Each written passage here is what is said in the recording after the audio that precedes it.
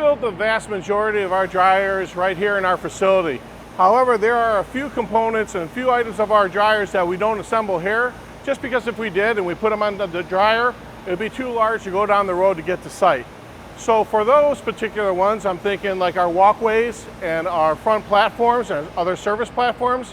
What we end up doing is packing the parts and crating them. They'll be shipped to site and they get assembled there.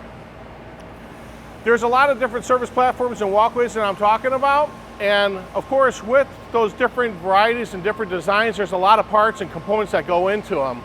For that reason, it's very important that we stay organized and keep a good control of our inventory, and that the parts are in the places where they're supposed to be, so that when we do pack it, we're very efficient in the fact that we don't have to walk throughout the shop to gather the parts from different areas. Instead, they'd all be within a couple feet's reach, grab the parts, put them in the crate, and then we're good to go and pack them up and off to the site.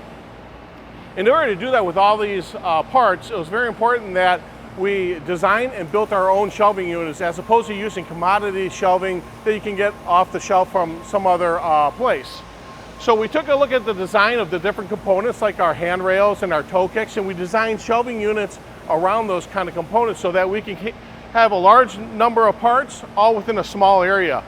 And we designed it specifically for this. So for instance, here to my left, we're looking at a rack that holds all of our handrails. We have other similar racks that have been designed for our toe kicks, for example. In addition to these types of racks, we did something similar here for all the different size grating that we cut.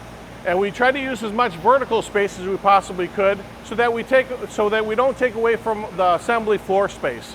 And that's some of the things that make us more efficient here at Mathews when it comes down to parts inventory and being able to pack and ship the parts off for those assemblies that don't get assembled here in our factory.